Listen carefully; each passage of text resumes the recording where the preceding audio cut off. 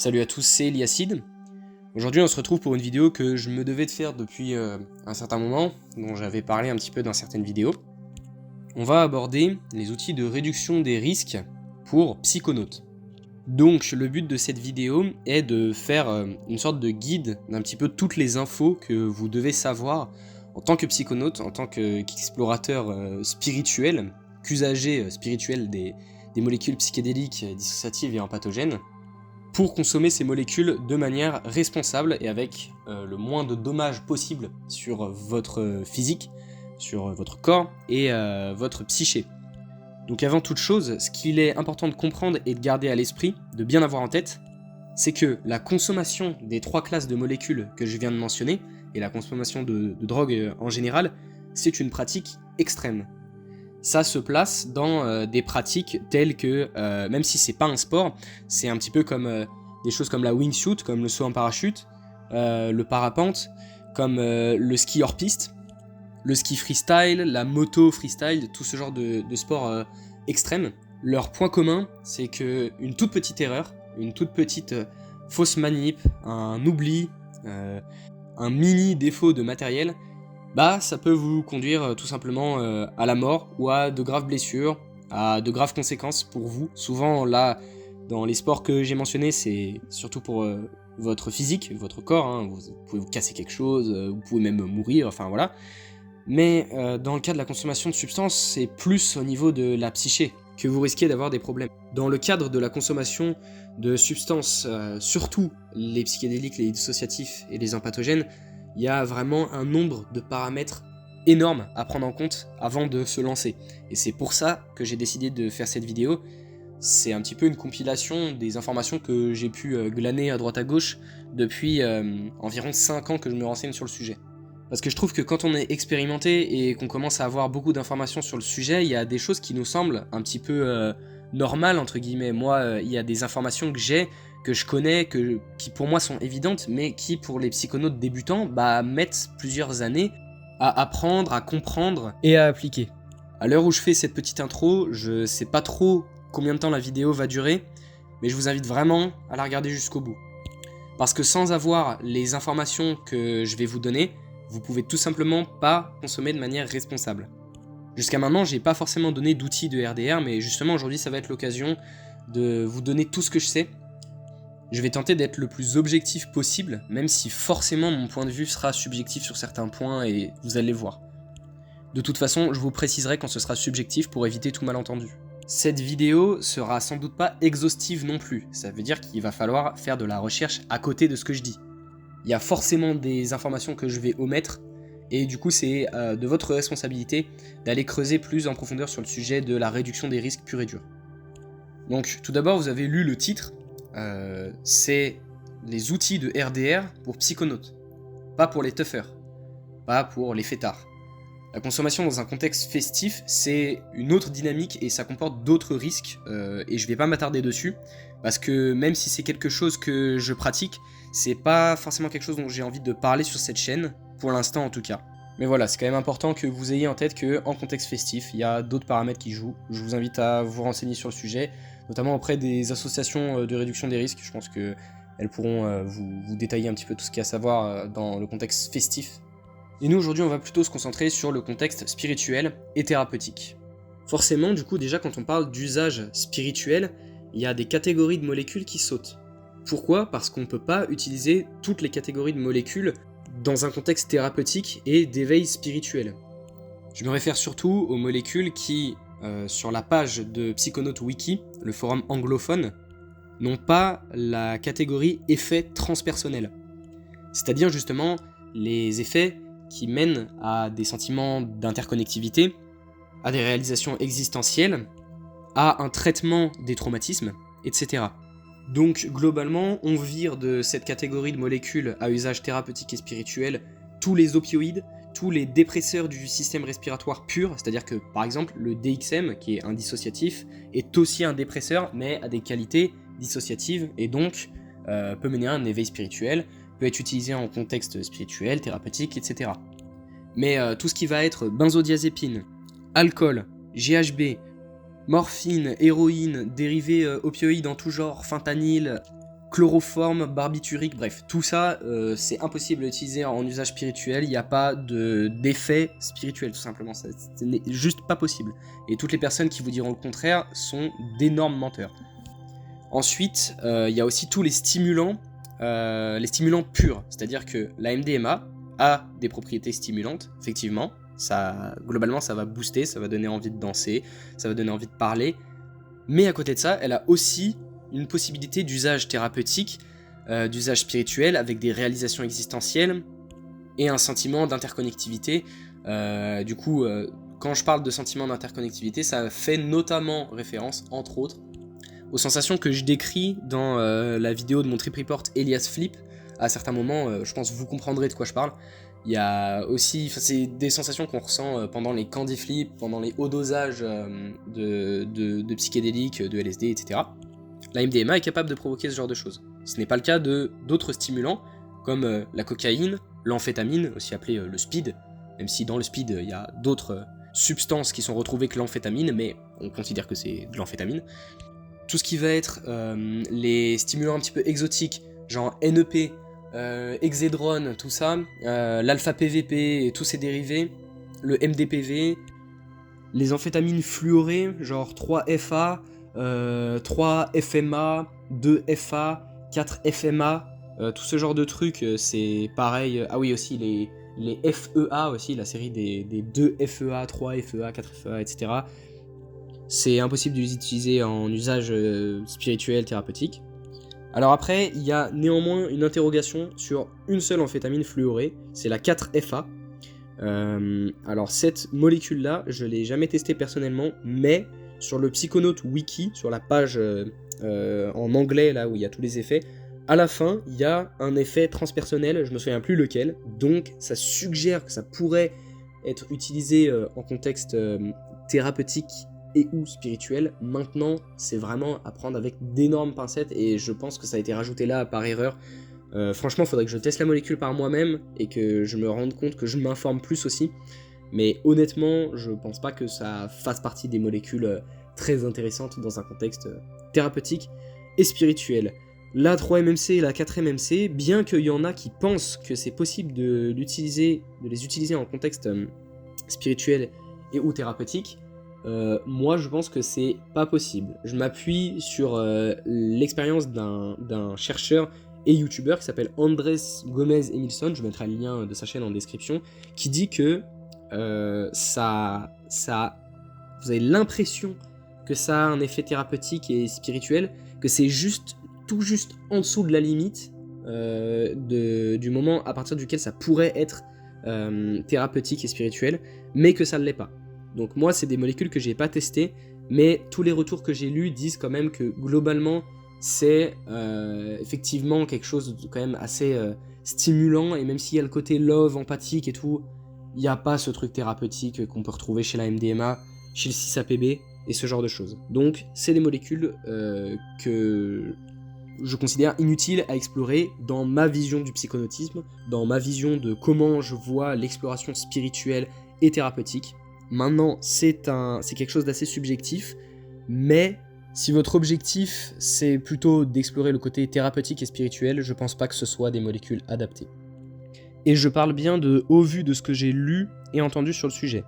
Par contre, toutes les molécules que je vous ai citées avant, ça, je peux vous garantir que voilà, vous allez vous attirer des emmerdes. Globalement, tous les stimulants, ce que ça va faire, c'est que ça va booster votre ego. Et nous, l'ego, on ne cherche clairement pas à le booster dans un contexte spirituel et thérapeutique. On cherche plutôt à comprendre les failles qu'il fait chez vous, en fait. Et globalement, je pense que l'ego est la source de beaucoup de malheurs de l'existence humaine. Donc des molécules qui amplifient l'ego alors que moi je me tue à essayer de m'en libérer le plus possible, je considère que c'est absolument pas intéressant et même que c'est délétère pour l'éveil spirituel et pour la thérapie. Globalement, les stimulants et les dépresseurs vont aussi être très addictifs. Donc vraiment, si votre but est la spiritualité, la thérapie, n'allez pas vers ces molécules, vous allez rien en tirer tout simplement. Et par contre, je précise que je ne juge absolument pas les consommateurs de ces molécules. On a tous nos raisons de consommer. Et il faut surtout pas stigmatiser les personnes qui consomment ce genre de molécules parce que bah voilà, on s'amuse tous différemment. Moi je pense que ça ne me convient pas en tout cas. Chez moi, dans l'objectif que je me donne, et je pense que quand on se donne l'objectif, les mêmes objectifs que moi, ça ne sert à rien de toucher à ces molécules. Voilà. J'espère que je prends assez de pincettes et que vous comprenez ce que je veux dire. À cette blacklist que je viens de donner, on peut rajouter notamment la datura et les délirogènes. Globalement, c'est des molécules qui vont être très dangereuses pour la santé mentale de leurs usagers, donc, et qui n'ont pas vraiment d'intérêt spirituel et thérapeutique. Les trip reports ressemblent plus à des cauchemars qu'autre chose, donc après, libre à vous de vouloir vivre un cauchemar ou pas. Mais voilà, globalement dangereux et inutile, dans notre but, bien sûr. Les cannabinoïdes de synthèse, ça va être un petit peu la même chose. Globalement, des molécules très instables, très toxiques, et qui vont plus vous faire partir en couille mentalement qu'autre chose. Les N-Baumes, aussi appelés N-Boomy par certaines personnes, salam aux youtubeurs nuit qui les appellent comme ça. Alors ces molécules, c'est des psychédéliques, mais pourtant, moi je les rentre quand même dans ma blacklist parce que c'est des molécules qui sont très dangereuses. Il y a beaucoup de cas d'overdose et de décès, hein, vraiment de décès, suite à la consommation de ce genre de substances. Il y a des N-Baumes qui sont moins risqués que d'autres, mais moi, globalement, c'est des molécules que je m'amuserais pas à tâter, parce que, globalement, je suis incapable de lâcher prise si je dois vérifier que je suis encore en vie, que la molécule n'est pas en train de me buter. Donc voilà, je les bannis de ma liste de substances. On a aussi le cas du Bromo Dragonfly, qui est comme ça. Bromo Dragonfly, qui est un composé qu'on a retrouvé dans des pilules de 2CB, en fait vendues sous forme de 2CB, alors que c'était du Bromo Dragonfly, et alors ce truc, ça a fait une vasoconstriction de malade mental, et il y a beaucoup de gens qui en sont morts parce que ils ont pris des doses trop importantes, et voilà, donc Bromo Dragonfly, même si c'est un psychédélique aussi, jamais j'y toucherai de toute ma vie, et je pense que c'est trop dangereux, et que ça ne vaut pas la peine, voilà. Maintenant, en dernier, peut-être qu'il y a des substances que j'ai oubliées, mais en tout cas, pour le principal, voilà.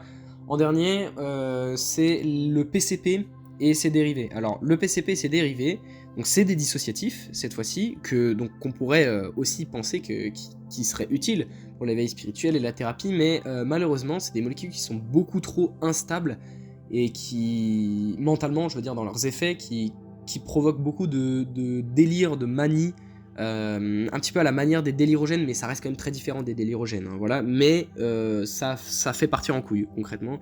Mentalement, ça fait partir en couille. Et même s'il peut y avoir des effets transpersonnels, c'est des molécules que je ne toucherai jamais de ma vie, pour ces raisons. Et que je pense que tout psychonaute digne de ce nom, enfin en tout cas, pas digne de ce nom, mais qui est dans le même but que j'ai énoncé plus tôt, doit bannir ce genre de substance. Donc, globalement, toutes les substances dont j'ai parlé, ça va être soit des nids à problèmes de santé mentale, soit des nids à addiction, soit même ça va carrément vous faire régresser dans vos progrès pour vous libérer de l'ego. Hein. Là, je fais notamment référence aux stimulants qui boostent l'ego. Je me souviens d'une vidéo du youtubeur Nuit qui, je crois qu'il parlait de son addiction à la cocaïne ou qui parlait des stimulants qui boostent l'ego en général. Il disait que si vous voulez avoir cette confiance en soi, cette confiance en vous, en fait il suffit d'aller la chercher en vous et que vous n'avez pas besoin d'avoir une molécule qui vous l'apporte comme ça sur un plateau d'argent et qui vous explique même pas comment arriver à atteindre cette confiance en soi. Et moi je trouve que ces propos étaient très justes, je suis tout à fait d'accord avec ça. Je pense que si vous voulez avoir une confiance en vous comme ça, il faut aller la chercher, il faut aller puiser en vous. Du coup, ce que je vous invite à faire en premier lieu, quand on vous parle d'une molécule, d'une nouvelle molécule que vous connaissez pas forcément, c'est de comprendre à quelle classe elle appartient. Par exemple, peut-être qu'il y a des gens qui vont vous présenter l'amanite tumouche comme un psychédélique, alors qu'en fait c'est un délirogène. Et du coup, les délirogènes, on a dit que c'était quelque chose qui ne menait pas à notre but. Donc vous allez pouvoir automatiquement le classer comme inutile et ne même pas vous perdre du temps à vous renseigner là-dessus. Après, soit dit en passant, l'amanite tumouche et l'amanita pantherina peuvent trouver des utilités en microdose. Globalement, comprendre la classe de la molécule dont on vous parle, que vous avez trouvé, dont vous avez entendu parler, ça va permettre de cerner ses effets. Et moi, je vous invite à regarder sur Blue Light, le forum Blue Light, je mettrai le lien en description, qui est un très bon forum, notamment pour les gens qui s'intéressent au côté spirituel et thérapeutique. Souvent, il y a des avis très précis, des fois qui se contredisent, mais des avis souvent précis sur certaines molécules qui vous disent « Ah voilà, moi je trouve que... » Par exemple, il y a beaucoup de gens qui vont vous dire « Ah ouais, bah la 3-MMC, ah, je trouve pas le côté thérapeutique, voilà, ça s'en rapproche beaucoup, mais ça l'est pas. » Donc voilà, c'est comme ça aussi que j'ai appris ce genre de truc. Globalement, le but, quand vous vous renseignez sur les effets d'une molécule, bah, c'est tout simplement d'avoir une idée la plus précise possible de ce que va faire la molécule sur votre conscience. Pour ça, si vous avez déjà testé certaines molécules, vous pouvez demander des comparaisons un petit peu aux personnes qui ont déjà testé. Moi, quand je me renseigne sur une nouvelle molécule que j'aimerais consommer, je vais voir la page Psychonautes des effets, et ce que je fais, c'est que j'apprends les effets. C'est-à-dire que vraiment, je retiens absolument tout, et globalement, plus vous retenez les effets, moins vous serez surpris si ceux-ci se manifestent pendant votre expérience, et du coup ça diminue les chances de bad trip, forcément. Parce que du coup vous vous attendez à avoir certains effets, et quand ils arrivent, bah, vous savez comment réagir, vous savez que c'est parfaitement normal, quoi. Par exemple, la MDMA augmente le rythme cardiaque, des fois très très fort, mais c'est pas pour ça que vous allez faire une overdose si vous avez pris une dose raisonnable, que vous n'avez pas fait de combo dangereux, etc. Donc il n'y a pas lieu de s'inquiéter, mais du coup il y a des personnes que ça fait paniquer. Voilà, parce qu'ils sont pas forcément au courant que ça peut faire monter le BPM très fort. Un autre exemple de ça peut être le 2CE. 2CE qui est un psychédélique qui a un body load assez écrasant et beaucoup plus que d'autres psychédéliques. Et du coup, bah, ça peut être assez surprenant quand on n'est pas au courant. Ce qui est important aussi, c'est comprendre les effets secondaires et la toxicité de la molécule que vous voulez consommer. Par exemple, moi, du coup, j'avais entendu parler du Bromo Dragonfly, et j'en avais pas entendu parler en mal, hein, je connaissais la molécule, j'avais vu le nom quelque part, et j'avais commencé à me renseigner, et bah du coup, j'ai compris que c'était une molécule toxique, mais des fois, c'est pas forcément dit comme ça, par les gens qui en parlent, et il faut faire des recherches supplémentaires, donc souvent, vous pouvez regarder les études qu'il y a sur PubMed, donc en fait, après souvent ça va être des notions de pharmacologie assez poussées, on se parle de gens qui ont des doctorats, voire des post-doctorats et tout, donc voilà, c'est vraiment du pur, du scientifique professionnel, quoi. Mais en vrai, on peut quand même arriver à comprendre certaines choses, et souvent ils disent « Ah bah voilà, on a identifié tel métabolite toxique de cette molécule, machin ».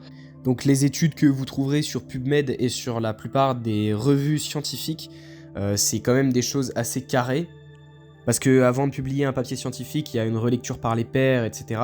Mais au fil du temps, il y a des informations que vous pouvez apprendre et qui deviennent fausses parce que la science avance tout simplement, donc c'est important aussi de se mettre à la page et de se renseigner souvent. Il y a aussi un paramètre qui va jouer dans les effets, autre que le set and setting, dont je parlerai un petit peu plus tard dans la vidéo, c'est le mode de consommation de la molécule.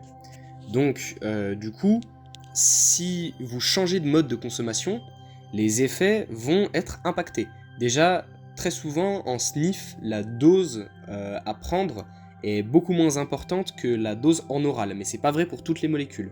C'est pour ça qu'il faut bien se renseigner avec le Psychonautes Wiki, où il y a tout, en général, il y a les modes de consommation pratiqués par les gens pour chaque molécule, et avec les doses qui vont avec. Généralement, la durée des effets en sniff va être plus courte que les effets en oral, mais la montée va être plus rapide. Elle va se faire entre 5 et 10 minutes, contrairement à 1 voire 2 heures quand vous prenez les produits par voie orale. Mais il n'y a pas que la durée des effets, il y a aussi vraiment la nature des effets qui peut être impactée.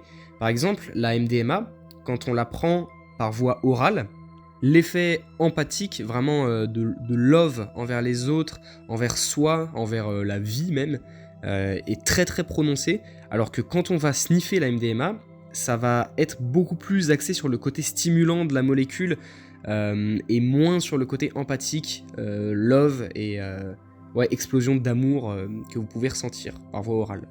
Et ça, c'est valable pour tous les empathogènes. Généralement, quand vous sniffez les empathogènes au lieu de les avaler, ça va faire la même chose. Ça va être beaucoup plus axé sur le côté stimulant que le côté empathogène et thérapeutique. Du coup, mieux vaut prendre des empathogènes par voie orale que par voie nasale.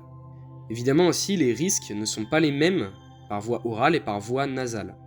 Il y a aussi d'autres modes de consommation, bien sûr, hein. Il y a l'intraveineuse, la vaporisation, surtout utilisée pour la DMT, ou la salvia, ou même le cannabis. Enfin, le cannabis, ça dépend, ça peut être la combustion aussi.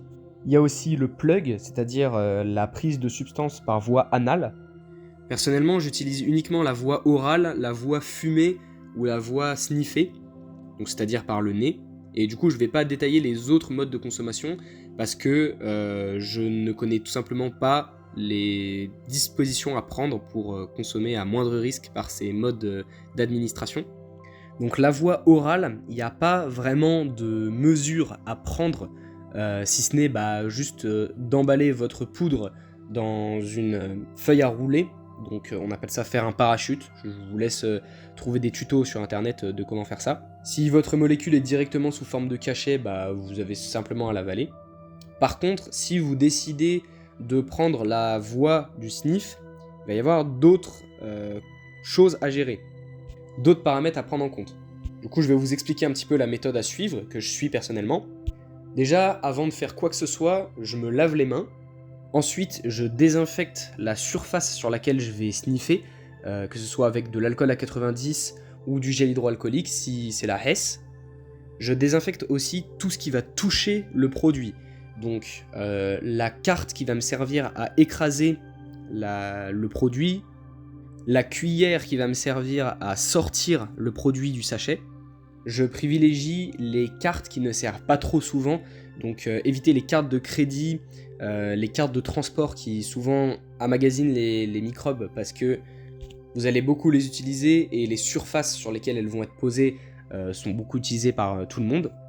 Je vais écraser le produit le plus finement possible sur la surface que j'utilise. D'ailleurs, la surface que vous allez utiliser va être aussi importante. Privilégiez les surfaces en céramique, comme les assiettes, et les surfaces en métal, ou alors les bureaux stratifiés. Mais évitez tout ce qui est sniff sur les miroirs, les vitres de téléphone, parce qu'en fait, ça va créer des micro-bouts de verre quand vous allez écraser le produit. Et du coup, vous allez vous retrouver avec des micro-bouts de verre dans le nez, et ça, c'est pas ouf. Parce que voilà, ça va encore plus irriter la paroi nasale. Déjà que le produit de base augmente l'abrasion au niveau de la cloison nasale. Donc c'est pas ouf de rajouter ça. Ensuite, le choix de la paille que vous allez utiliser pour sniffer le produit est très importante aussi. Il faut absolument éviter les billets, parce que c'est dégueulasse les billets, il y a du caca dessus, c'est ignoble. On retrouve littéralement des traces de bactéries fécales sur les billets, donc c'est absolument pas à utiliser. L'idéal, c'est d'avoir des roules-tapailles, donc c'est des petits carnets de papier spécialisés pour ne pas vous abîmer les narines. Vous en trouverez gratuitement dans tous les carudes de France. Si jamais vous n'avez pas accès à un carude, prenez simplement un morceau de papier quelconque qui est propre. Il faut surtout pas se partager les pailles, parce que, comme je le disais plus tôt, le sniff de produit, ça va créer des micro-lésions dans votre nez, et du coup, en fait, il va y avoir des micro-gouttelettes de sang sur la paille que vous utilisez. Et si vous prêtez cette paille à un collègue, en fait, vous risquez de vous transmettre entre vous des maladies qui se transmettent par le sang. Donc le sida, c'est pas possible de le transmettre comme ça, parce qu'il survit pas sur une surface à l'air libre. Mais par contre, ce que vous pouvez transmettre comme ça, c'est une hépatite C, ou même recevoir une hépatite C, et ça, c'est vraiment pas cool. C'est une maladie qui est vraiment grave, du coup, ce serait dommage de la choper.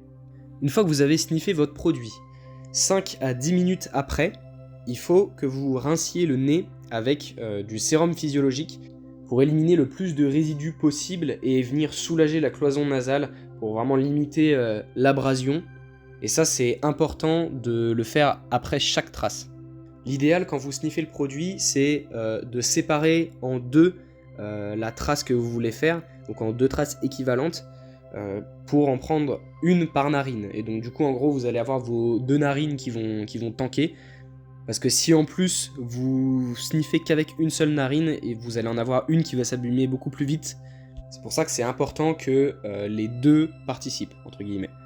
Le produit, il faut qu'il soit écrasé le plus finement possible, parce que plus vous écrasez finement, moins ça fait de dégâts à la cloison nasale. Quand vous allez sniffer, forcément vous allez avoir ce qu'on appelle une goutte, c'est-à-dire le produit qui va couler dans votre gorge. Si vous pouvez, essayez de le cracher, parce qu'en général c'est pas très bon pour les organes, ça rajoute encore du métabolisme à faire pour votre corps, et ça ne diminue pas du tout la puissance des effets. Donc c'est tout bénef de cracher cette goutte. Faut savoir que le mode de consommation du plug, c'est-à-dire par voie anale, ça comporte pas mal de risques aussi, donc un petit peu les mêmes risques que pour le sniff, donc il ne faut pas se prêter les seringues que vous utilisez. Seringues sans aiguille, bien évidemment. C'est aussi assez irritant pour la muqueuse anale, donc vraiment évitez de le faire trop souvent si vous le faites. Personnellement, moi je le fais pas. Dans le cas de la consommation par vaporisation ou par combustion, là il n'y a pas de dégâts sur les lèvres en principe, hein, c'est pas du crack. Je sais que par exemple les pipes à crack, il faut pas se les prêter parce que pareil, il y a des coupures sur les lèvres qui apparaissent au bout d'un moment dans la consommation, mais normalement les gens qui fument de la DMT ne vont pas jusque là. L'intraveineuse et l'intramusculaire, c'est aussi des moyens de consommation desquels je m'éloigne le plus possible. Jamais je ne ferai ce genre de choses parce que c'est vraiment des modes de consommation qui nécessitent des règles d'hygiène extrêmement strictes et qui, en fait, pour les produits que je consomme, n'ont pas d'intérêt. Donc c'est possible que vous croisiez des gens sur des forums ou même que vous ayez des amis qui pratiquent l'injection de produits comme la kétamine ou même la DMT et certains autres psychédéliques ou même des empatogènes, mais moi en tout cas je pense que c'est très dangereux comme moyen de consommation, bien que je juge absolument pas les personnes qui se piquent et qu'il faut faire attention à pas stigmatiser ce genre de consommateur. Ensuite, peu importe le mode de consommation que vous utilisez, il est important de comprendre qu'il ne faut jamais sous-estimer une substance. Parfois, sur internet et même sur les forums, on retrouve des sortes de schémas qui donnent des hiérarchies dans la puissance des produits. C'est vraiment des schémas qui sont à oublier parce que chaque produit peut être extrêmement puissant. Même s'il y a des produits qui sont un peu plus faciles à appréhender que d'autres, je pense notamment au 2CB, qui, il est vrai, est plus manipulable, entre guillemets, plus gérable que du LSD par exemple, mais qui pour autant est très puissant, et surtout quand on commence à faire des combos avec, et même qu'on monte tout simplement les dosages au-dessus de 25-30 mg. Donc voilà, ne sous-estimez jamais les produits que vous prenez. Un autre facteur qui influence énormément les effets des substances que vous allez prendre, c'est les dosages. Et ça, c'est vraiment un point clé qu'il faut comprendre et apprendre. L'échelle des dosages est généralement pas linéaire, voire n'est jamais linéaire. Par exemple, c'est pas parce que vous augmentez la dose de seulement 50 microgrammes, imaginons vous passez de 100 microgrammes de LSD à 150 microgrammes, les effets que vous allez ressentir peuvent être ressentis comme 2 fois plus fort et pas 1,5 fois plus fort. Théoriquement, ça devrait être le cas, mais c'est pas comme ça que ça marche. Et plus vous montez dans les dosages, moins faut monter dans les dosages. Globalement, c'est vrai avec toutes les molécules, mais ça va être encore plus vrai avec des molécules comme le 2CB, le 2CE.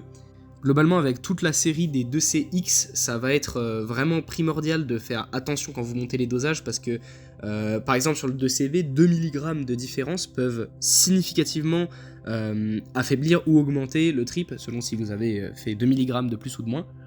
Et c'est encore plus vrai avec des molécules comme le 2CE qui se dose très bas. La dose héroïque de 2CE, c'est 30 mg. Donc si vous regardez cette vidéo et que vous n'avez encore jamais consommé de psychédélique, que c'est quelque chose qui vous intéresse, je dis psychédélique, mais d'ailleurs c'est valable pour les empatogènes et les dissociatifs, évidemment, il faut vraiment commencer par des toutes petites doses. Donc par exemple ne pas excéder les 50 microgrammes de LSD, ne pas excéder les 2 grammes de champignons secs, et ça dépend de la variété de champignons que vous avez. Je me base sur les psilocybes cubensis de base, quoi, vraiment les champis de base. Mais ce serait même préférable de commencer par seulement 1,5 g de champis secs. Après, dans le cas du 2CB, ça va être pareil aussi, ne pas excéder 15 mg, et dans l'idéal, commencer par une dose de 10 mg.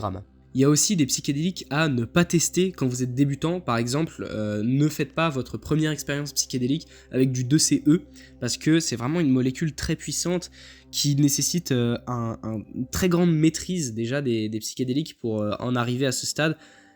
Ne commencez pas non plus avec de la DMT ou de la 5-MeO-DMT, hein, c'est deux molécules extrêmement puissantes et là, même moi qui ai beaucoup d'expérience, je me vois pas en tester à l'heure actuelle. Donc voilà, de toute façon je ferai une vidéo spéciale je pense sur les psychédéliques pour débutants. Le 2CB s'adapte assez bien et d'ailleurs j'ai fait une vidéo entière sur le 2CB où je dis justement ça, que le 2CB est assez efficace pour les débutants. C'est un psychédélique qui reste assez maniable, surtout quand on est à des doses que j'ai mentionnées juste avant, et qui vous mettra probablement moins en difficulté que du LSD ou même des champignons. Donc globalement, si vous voulez essayer un autre psychédélique, vous faites l'équivalence des dosages. Donc c'est-à-dire que vous regardez sur le Psychonaut Wiki, vous prenez les dosages et vous faites le produit en croix. C'est-à-dire que moi souvent je prends la valeur de la dose heavy dans le Psychonaut Wiki sur la page de la molécule que je cherche. Pour faire l'équivalence, je le fais pour les deux molécules. Donc par exemple, on sait que la heavy dose de champignon magique, c'est 5 grammes. La heavy dose de 4-HOMET, c'est 45 mg. Vous faites le coefficient de proportionnalité. Donc par exemple, si vous voulez une expérience au 4-HOMET qui sera d'une force équivalente à celle de 2 grammes de champignons magiques secs, vous faites le produit en croix, donc 45 x 2 divisé par 5, ça va faire 18 mg de 4-HOMET. De toute façon, je vous affiche à l'écran pour que vous voyez ce que je veux dire. Dans le cas des dissociatifs et des empathogènes, du coup je vous préviens, ça va être la même chose, je vais donner des doses à ne pas dépasser et des doses idéales pour les débutants. Je vais donner pour la MDMA et pour la kétamine, qui sont les deux plus répandus pour respectivement les empathogènes et les dissociatifs. Et du coup, si vous commencez votre première prise par une autre molécule, il va falloir faire la même chose avec le produit en croix, les heavy doses, etc. Voilà, vous avez compris. Si vous êtes un homme biologique de 70 kg, ou autour de 70 kg, je vous conseille de ne pas dépasser 60 mg de kétamine en prise nasale, donc en sniff, pour une première expérience. Si vous faites plus de 75-80 kg, vous pouvez monter un petit peu la dose à 70-75 mg, mais pas au-delà.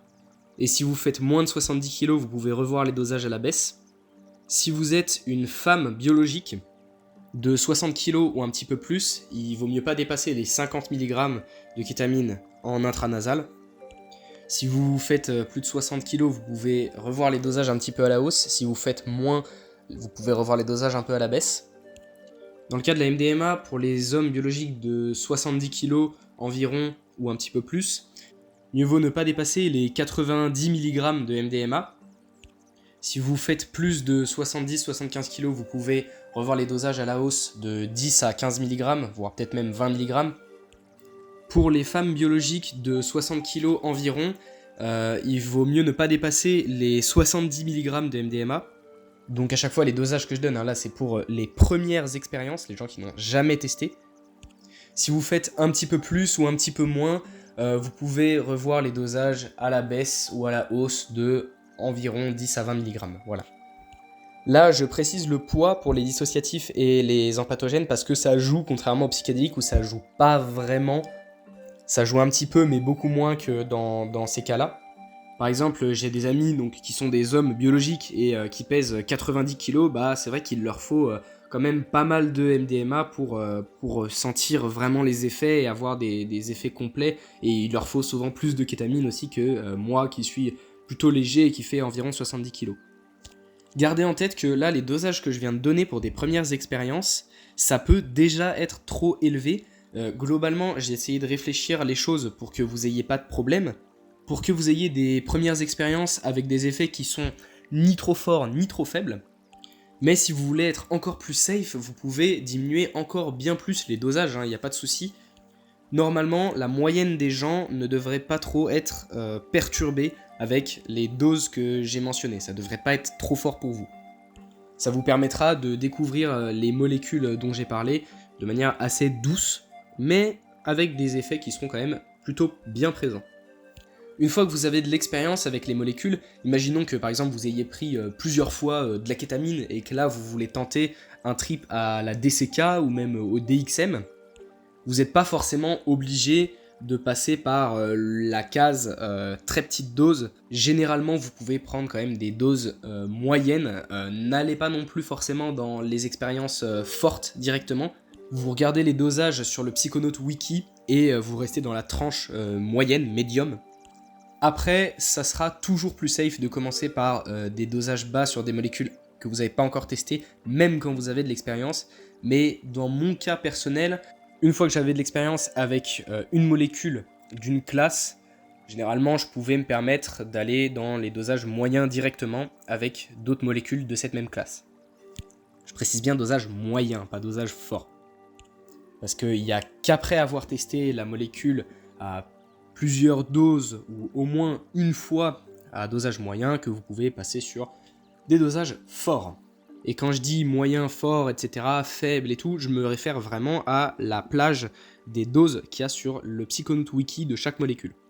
Et faites attention à bien vérifier ces doses auprès des usagers sur les forums, parce que parfois sur Psychonaut Wiki il peut y avoir des choses qui ne sont pas à jour, typiquement la MXP, qui est un dissociatif.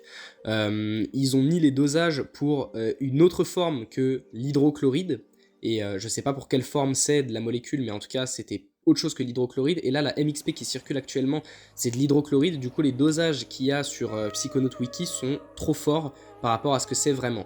Donc voilà, des fois il y a des infos à aller chercher, à aller vérifier quand même auprès des autres psychonautes. Du coup voilà, désolé de faire un petit peu quelques répétitions et d'être un peu long sur certaines parties, mais c'est essentiel pour éviter toute confusion. Si jamais vous commencez à faire des combos de molécules, il est impératif de baisser les dosages, parce que en fait ce qui va se passer c'est que les molécules entre elles vont synergiser, c'est-à-dire faire des effets qui vont être plus forts que si vous preniez les deux molécules séparément. Vous n'allez pas juste avoir les effets de l'une en même temps que l'autre, ça va se potentialiser. Si vous décidez de faire des combos, c'est aussi très important d'avoir testé les deux molécules déjà séparément avant de les mélanger. En plus de ça, il y a certaines molécules que vous ne pouvez pas mélanger, je vais en parler un petit peu plus tard dans la vidéo. Du coup, c'est important de se renseigner sur quelles interactions sont dangereuses. Avant de tenter un combo entre deux molécules, je conseille d'avoir au moins 3 ou 4 expériences avec les molécules séparément et d'avoir au moins une expérience à dosage considéré comme fort quand vous regardez la plage des doses de la molécule sur Psychonaut Wiki. Donc la synergie entre deux molécules peut vraiment donner quelque chose de surpuissant. Imaginons que vous prenez seulement 100 microgrammes de LSD avec 60 mg de kétamine, ça va vraiment vous satelliser beaucoup plus que les deux dosages séparément. On est sur des effets multipliés au moins par 2, voire 3 quoi. Et quand je dis seulement, là je viens de dire seulement ces dosages-là, c'est avec d'énormes guillemets, hein, on se comprend bien. Aussi, il y a des combos qui impliquent plus de 2 molécules. Par exemple, c'est le cas du Elias Flip que j'ai créé, donc il y a un combo de 2CE, de MDMA et de 2CB pris dans cet ordre. Et il y a également le Ali Flip, qui est un combo de LSD, de MDMA et de 2CB pris dans cet ordre. Donc là, on a 3 molécules. Quand on a 3 molécules, c'est bien d'avoir combiné déjà chacune des molécules ensemble. Par exemple, pour le Ali Flip, c'est bien d'avoir déjà fait un Candy Flip et un Nexus Flip. C'est un petit peu moins important si vous n'avez pas fait de combo LSD et 2CB, mais voilà. Dans le cas du Elias Flip, c'est pareil, c'est mieux d'avoir déjà testé 2CE plus MDMA et un Nexus Flip. Par contre, si vous avez déjà fait un Candy Flip, par exemple, donc LSD plus MDMA, vous pouvez skipper la partie 2CE plus MDMA, vous avez compris. Le but avant de tenter ce genre de combo, c'est d'avoir testé au moins les sous-combos qui synergisent vraiment beaucoup. Donc souvent, les mélanges entre classes de molécules, ça va synergiser beaucoup. Et ça va synergiser plus que le mélange de deux molécules qui viennent de la même classe.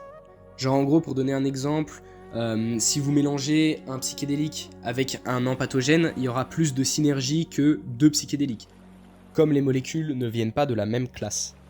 Après, tout va dépendre des dosages que vous prenez, mais bon, vous avez compris. Et du coup, tout ce que je viens de dire, ça vaut aussi pour les mélanges qui impliquent les 3 classes de molécules, donc psychédélique, empathogène et dissociatif. Et oui, il y en a qui tentent ce genre de combo. Donc là, le but, ce serait d'avoir déjà fait au moins une fois psyché-empatho et disso-empatho.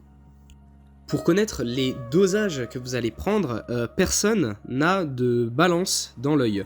Donc on oublie tout de suite ce qu'on appelle le eyeball, c'est-à-dire le dosage à l'œil, c'est tout simplement impossible.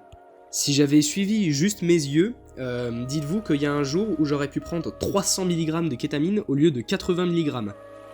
Je m'étais dit, oh bah ça doit faire 80 mg, bah en fait ça faisait 300 mg. Donc il vous faut impérativement une balance la plus précise possible. Je vous mettrai un lien en description de la balance que j'utilise, qui est très fiable et qui franchement me convient parfaitement pour l'usage que j'en fais. Ça c'est vraiment un point clé aussi, c'est la balance. Il faut toujours peser. Sous aucun prétexte, vous ne faites du dosage à l'œil. Jamais, vous allez mourir si vous faites ça. Et d'ailleurs, dans le cas des combos, il faut préparer ces doses à l'avance, c'est-à-dire quand on est sobre. Moi, je prépare toutes mes doses. Imaginons, par exemple, là, dernièrement, j'ai fait un kitty flip. Donc, du coup, il y avait de la MDMA et de la kétamine dans l'équation. Donc, voilà, c'est le kitty flip. Et j'avais plusieurs redoses de kétamine à faire. Au total, j'avais 3 redoses et plus une dose initiale. Donc ça fait 4 doses de kétamine. Et je prenais d'abord la MDMA. Du coup, j'ai vraiment pris soin de préparer toutes les doses avant de prendre quoi que ce soit. Avant de prendre la MDMA. C'est vraiment important de faire ça parce que sinon vous pouvez avoir des erreurs de dosage. Vous pouvez être tenté d'en mettre plus que ce que vous ne pouvez supporter. Enfin voilà, c'est important de faire tout quand vous êtes sobre. Et du coup, pour maîtriser les dosages, c'est bien d'avoir une balance, c'est bien de connaître les dosages, mais c'est aussi très important d'être sûr et certain que vous avez la bonne molécule en face de vous. Parce que des fois, ce que vous croyez être un produit, ce qu'on vous a vendu comme étant le produit que vous recherchiez, eh ben en fait c'est un autre produit. Ça peut arriver par erreur, mais ça peut aussi arriver par volonté de vous baiser de votre dealer. Et parfois, les dealers eux-mêmes ne savent pas ce qu'ils vendent exactement. Même s'ils sont bien intentionnés et qui veulent vous... Enfin, bien intentionnés entre guillemets, mais qui veulent vous donner le produit que vous recherchez. Du coup, pour être sûr de bien avoir la bonne molécule en face de vous, donc de bien avoir les effets désirés et la toxicité désirée aussi finalement, parce que ça dépend de la molécule, il est très important de faire analyser vos produits. Donc comment ça se passe ? Eh ben, il faut aller dans des CARUD. Donc CARUD, ça s'écrit C-A-A-R-U-D. Voilà, pour ceux qui savent pas. Donc j'en ai parlé un petit peu quand je parlais du sniff. En fait, c'est des centres où vous pouvez vous rendre, qui sont gratuits et anonymes, où vous rencontrerez des intervenants, des infirmiers, des médecins, voilà, ce genre de personnes, et qui peuvent vous aider du coup à vous donner des conseils de réduction des risques et aussi analyser vos produits. Souvent, il y a un chimiste qui est sur place, ou alors s'il n'est pas sur place, votre échantillon va être envoyé à un autre CARUD qui a un chimiste. Donc il va falloir fournir une toute petite quantité de votre produit, généralement c'est pas plus gros qu'une tête d'allumette, hein, c'est environ 20-30 mg. Pour les buvards notamment de LSD, ça peut être un petit peu plus, des fois souvent c'est le buvard entier ou bien une moitié de buvard. Et du coup après, le CARUD vous rappellera en vous disant ce qu'il y a dans votre produit, si vous avez bien le produit attendu, s'il n'a pas été remplacé par un autre produit qui est similaire. Il va vous dire aussi s'il y a des produits de coupe qui parfois peuvent renforcer la toxicité de la molécule de base ou même être toxiques en eux-mêmes. Jusqu'à maintenant, j'ai eu aucun problème avec les produits que j'ai achetés, c'était toujours ce que j'avais demandé, aucun produit de coupe et une bonne pureté. Mais voilà, ça arrive, et quand ça vous arrive, vous êtes bien content de voir qu'il y avait des produits de coupe, il y avait quelque chose que vous attendiez pas, et donc vous pouvez ne pas consommer et peut-être tenter de vous faire rembourser par votre dealer. Mais même quand vous avez bien le bon produit en face de vous, c'est important de faire un test allergique, parce que c'est très rare, mais ça arrive que certaines personnes soient allergiques aux produits en eux-mêmes, même si ces produits sont pas coupés. Du coup, il va falloir que vous preniez une toute petite quantité de produits, donc environ une pointe de couteau que vous avalez ou que vous sniffez, peu importe, mais vraiment une quantité infime, et encore plus sur des produits qui sont puissants. Et l'objectif, ça va être juste d'attendre plusieurs heures, de voir si vous n'avez pas de réaction comme des plaques rouges ou des choses comme ça, des difficultés à respirer, une impression de chaud-froid ou vous vous sentez pas bien et tout. Ça peut être le signe que vous êtes allergique au produit. Alors après, allez pas chercher des symptômes qui n'existent pas. Moi, c'est vrai que des fois, je me sens un peu bizarre, entre guillemets, mais c'est plus parce que je suis stressé et que j'essaye de voir si j'ai pas des effets négatifs plus qu'autre chose. Mais voilà, en tout cas, vous ne voilez pas la face. Si vous avez vraiment des effets négatifs, que vous voyez que vous n'êtes pas bien et tout, bah ne consommez pas le produit parce que vous y êtes allergique. Après, normalement, il convient de faire le test allergique plusieurs fois. Il me semble qu'il y a des guides sur ce genre de choses, sur les tests allergiques, parce que c'est un petit peu plus compliqué que seulement une prise, dans certains cas. Maintenant, je vais vous parler un petit peu des bases de pharmacologie que vous devez maîtriser. Alors, la pharmacologie, c'est quoi ? C'est l'étude de l'action des drogues sur votre corps et de l'action de votre corps sur les drogues. C'est important de connaître certaines propriétés des substances, parce que si vous avez un traitement, donc un médicament que vous prenez tous les jours, ou que vous voulez commencer à faire des combos de molécules, il y a des notions qu'il faut maîtriser, parce que ça peut devenir dangereux, ça peut mener à des overdoses, des syndromes sérotoninergiques, etc. Donc des choses qui peuvent avoir des conséquences vraiment biologiques, des dégradations sur vos tissus, sur vos neurones. Donc déjà, il est important de comprendre que chaque molécule est unique. On ne peut pas faire d'extension, c'est-à-dire c'est pas parce que deux molécules se ressemblent d'un point de vue de la structure chimique qu'elles ont les mêmes propriétés. Des fois, seulement un atome de différence, ça change absolument toutes les caractéristiques de la molécule. Ça peut devenir hyper toxique, ça peut carrément devenir inactif aussi, très bien ne même plus défoncer, ou alors ça peut changer des propriétés, donc deux propriétés dont on va parler. Donc la première propriété, c'est celle de l'inhibition de la recapture de la sérotonine. En gros, pour vous expliquer un petit peu, vous avez une sorte d'aspirateur qui est dans la synapse à sérotonine et qui va permettre de prendre la sérotonine qui est libérée et de la remettre dans le neurone présynaptique. Donc le neurone qui va libérer la sérotonine et pas le neurone qui va la recevoir. Et donc cet aspirateur, il va permettre de réguler le taux de sérotonine. Chaque neurotransmetteur a un petit peu son aspirateur à lui, qui peut aspirer que lui. Donc dans le cas de la sérotonine, c'est les protéines SERT, S-E-R-T, et la caractéristique principale pour savoir si donc une drogue, une molécule, est inhibitrice de recapture de la sérotonine, c'est son affinité avec les protéines SERT, donc avec l'aspirateur à sérotonine. Donc vous voyez un petit peu la molécule en question comme une balle de tennis. Donc si vous essayez avec un aspirateur d'aspirer une balle de tennis, ça va bloquer. Vous voyez ce que je veux dire, il n'y a plus la sérotonine, donc les poussières que vous auriez dû aspirer, c'est la sérotonine, elles vont plus pouvoir être aspirées. C'est la principale caractéristique qui permet de savoir qu'une molécule est IRS, mais apparemment il y en a d'autres, je ne suis pas renseigné sur le sujet, mais apparemment il y a d'autres caractères qui rentrent en compte, notamment les voies de signalisation intracellulaires. Mais comme c'est quand même un bon indice, l'affinité avec les protéines certes, il faut regarder sur les études que vous allez pouvoir lire, l'IC50. Donc l'IC50 c'est la concentration nécessaire pour inhiber de moitié l'activité d'une protéine, et il faut regarder aussi le KI. Le KI, c'est l'affinité d'un ligand pour sa cible, et plus ce KI est faible, plus le ligand a une grande affinité pour sa cible, donc plus, en l'occurrence, la drogue ou la molécule qui est testée a une grande affinité pour les certes. Ensuite, il y a la caractéristique inhibitrice de la monoamine oxydase. Donc une molécule qui a cette capacité, c'est une molécule qui peut inhiber une enzyme qu'on fabrique tous, qui est la monoamine oxydase. Alors on a deux déclinaisons de la monoamine oxydase, la A et la B. La A, elle va dégrader la sérotonine et la noradrénaline, alors que la B va plutôt dégrader la dopamine. Donc ça va permettre de réguler le taux de ces trois transmetteurs dans votre cerveau, dans vos synapses. Du coup, si vous l'inhibez, c'est pareil, ça va empêcher qu'il y ait une régulation.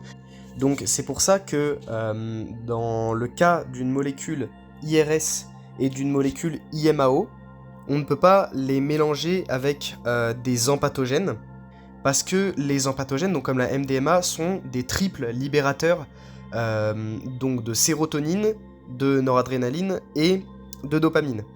Donc il faut faire très très attention, parce que si vous mélangez les deux, donc empathogène plus un IRS ou empathogène plus un IMAO, il y a d'énormes risques d'overdose. Les IRS, on les utilise surtout dans les traitements contre la dépression. Donc ça va être notamment les tricycliques avec la fluoxétine, la paroxétine et ce genre de choses. Donc si vous êtes sous traitement et que vous souhaitez consommer, il faut que vous vous renseigniez sur la demi-vie de votre traitement et que vous arrêtiez votre traitement au moins 7 demi-vies avant de prendre les empathogènes. Par exemple, dans le cas de la paroxétine, la demi-vie elle est de 24 heures, donc 7 fois 24 heures, ça fait une semaine, 7 jours complets avant de prendre des empathogènes. Et il faut savoir que c'est pas recommandé d'arrêter d'un coup votre traitement. Vous pouvez avoir de graves conséquences. Il faut diminuer progressivement et sachez que vous avez le droit d'ailleurs de demander à votre médecin de vous expliquer comment arrêter si vous souhaitez arrêter votre traitement. Il faut savoir que sans vouloir me faire médecin ou quoi que ce soit, le taux de réussite des traitements contre la dépression, donc avec des psychédéliques, est autour de 100%. Quand je dis réussite, on parle vraiment d'une guérison totale, alors que on sait aussi que 50% des personnes qui sont traitées avec des antidépresseurs classiques ne ressentent même pas un seul effet positif, et en plus de ça, c'est impossible de guérir d'une dépression avec ce genre de traitement. C'est simplement des soins palliatifs, parce que si vous les arrêtez, vous êtes toujours mal. On sait aussi que derrière les dépressions, souvent c'est des ensembles de choses qui sont beaucoup plus compliquées que juste une carence en sérotonine, que certains médecins sont encore persuadés que c'est le cas. Effectivement, il y a des personnes dépressives qui sont déficientes en sérotonine, mais globalement, c'est dû à des causes qui sont beaucoup plus compliquées, qui sont vraiment d'ordre psychologique et qu'on peut traiter très très rapidement et très très efficacement avec des psychédéliques et des empathogènes, ou même des dissociatifs. Il faut aussi savoir que les traitements inhibiteurs de la recapture de la sérotonine diminuent les effets des psychédéliques. Donc vous pouvez consommer, il n'y a pas de risque avec les psychédéliques, il y a des risques avec les empathogènes seulement, et avec certains dissociatifs, notamment le DXM. Après, je vous invite à aller checker la liste des interactions entre substances, que je mettrai dans la description. Mais voilà, donc vous pouvez consommer des psychédéliques en même temps de prendre votre traitement IRS, mais il faut savoir que ça diminuera les effets. Faites attention aussi à certains antidépresseurs, donc qui ne sont pas des IRS mais qui sont des IMAO. Et du coup, voilà, je viens de vous expliquer comment fonctionnent les IMAO, donc faites attention encore une fois. Sur la liste des interactions entre substances, il y a les IMAO et les IRS qui figurent, donc voilà, si vous êtes sous traitement de ce type, allez checker la liste des interactions. Il y a aussi des molécules qui vont pas toucher les CERT, mais qui vont toucher les NET et les DET. Donc ces protéines, c'est respectivement les aspirateurs à noradrénaline et à dopamine. Donc c'est l'équivalent de l'aspirateur à sérotonine, les CERT dont on parlait juste avant, mais pour la dopamine et la noradrénaline. Si vous voyez quand vous vous renseignez sur une molécule qu'elles inhibent, enfin en tout cas qu'elles se lient fortement avec ces protéines, ça veut dire qu'elles sont potentiellement inhibitrices de recapture de la noradrénaline ou de la dopamine. Et donc là, il y a aussi danger si vous voulez combiner cette molécule à un empathogène.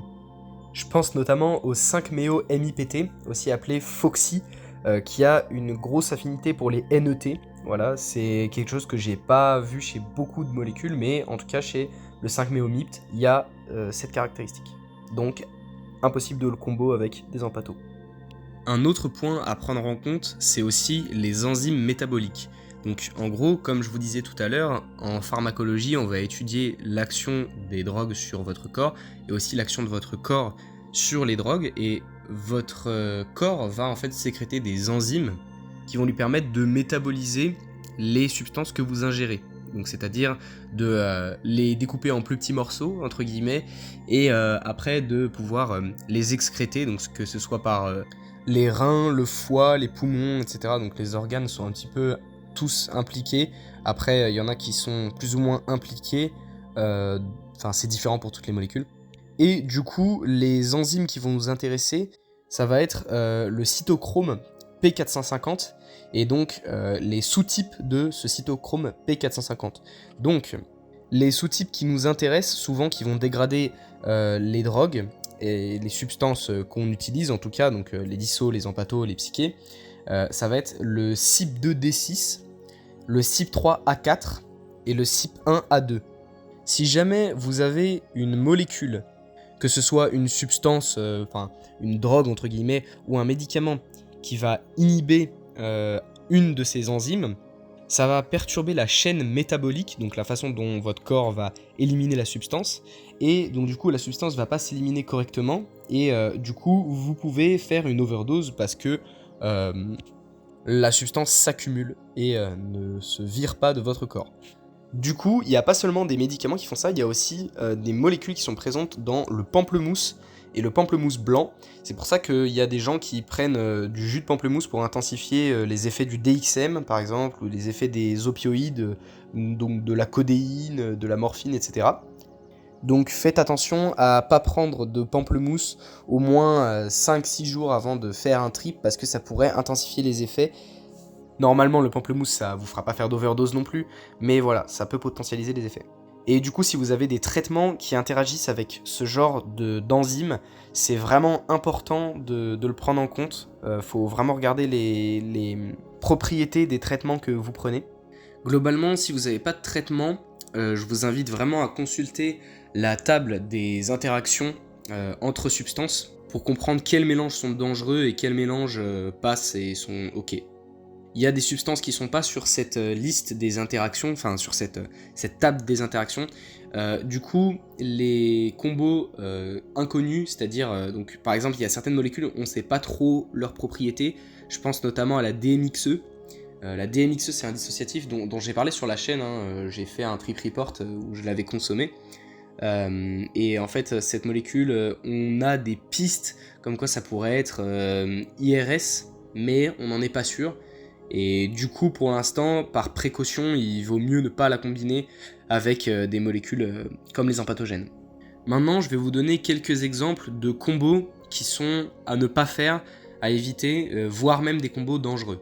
Donc déjà, le DXM avec tous les empatogènes, vous ne pouvez pas en consommer, tout simplement, vraiment, c'est pas possible, parce que il va avoir des propriétés IRS et aussi des propriétés inhibitrice des enzymes qui dégradent ces molécules, et je crois qu'il a encore d'autres propriétés qui font que c'est vraiment dangereux de le combo avec des empathos. Un autre exemple de combo dangereux, ça va être le mélange alcool et dissociatif. Comme l'alcool est un dépresseur du système respiratoire, en fait les dissociatifs vont le potentialiser parce que eux aussi sont dépresseurs du système respiratoire, mais beaucoup moins que certaines autres molécules, notamment dans la famille des dépresseurs. Et dans tous les cas, l'alcool, avec les 3 classes de molécules auxquelles on s'intéresse, donc psychédélique, empatho, disso, ça va diminuer les effets, ça va provoquer une sorte d'anxiolyse, et de toute façon, vous n'êtes pas sans savoir que l'alcool, ça rend un peu abruti, c'est quand même une molécule qui est très abrutissante, si on y prête bien attention, et qui n'est absolument pas possible d'usage spirituel. Donc du coup, il n'a rien à faire en combo avec les 3 classes de molécules. En plus d'être dangereux, particulièrement avec les dissociatifs. Un autre combo fréquent que je déconseille, ça va être le cannabis avec les molécules dont on a parlé. Alors encore avec les empatogènes, je trouve que ça va, ça se marie plutôt bien. Ça peut donner des beaux visuels, ça peut permettre d'explorer le cannabis avec un effet où la peur est pondérée, parce que les empatogènes permettent de supprimer la peur. Et le cannabis, pour certaines personnes, dont je fais partie, peut être un petit peu effrayant à explorer, surtout quand on va vraiment dans le deep, quand on va vraiment dans ce qui est profond, dans la méditation et tout. Le cannabis, c'est quand même assez dark. Mais pour ce qui est du combo avec donc du cannabis avec les psychédéliques et les dissociatifs, moi je trouve que ça rend le trip beaucoup plus instable, plus difficile à gérer, et souvent avec des visions assez noires qui vont venir, et ça augmente fortement les risques de bad trip. Du coup, je déconseille. Par contre, ça peut permettre de relancer un petit peu les effets quand la descente est bien entamée et que le gros du trip est derrière vous. Là, vous pouvez fumer un petit peu pour relancer les effets. Normalement, il n'y aura pas trop de risques de bad, ou alors ils seront beaucoup moindres. Je vous conseille vraiment d'avoir de l'expérience avec les psychédéliques et les dissos si vous voulez tenter un combo avec du cannabis. Parce qu'il faut une bonne maîtrise pour que ça reste gérable une fois que le cannabis intervient. Et du coup aussi éviter tous les combos avec les délirogènes type amanite tumouche, la diphénydramine, la datura et tout ce genre de trucs parce que ça va juste rendre le trip d'hydrogène encore plus what the fuck qu'il ne l'est déjà, donc ça a aucun intérêt. Sinon, globalement, pour les combos avec les empathogènes, donc des deux autres classes de molécules, donc psyché et dissociatif, avec des empathogènes, il faut que vous vous renseigniez pour savoir si votre disso ou votre psyché est IRS ou IMAO, parce que du coup, il y aurait danger avec les empathos.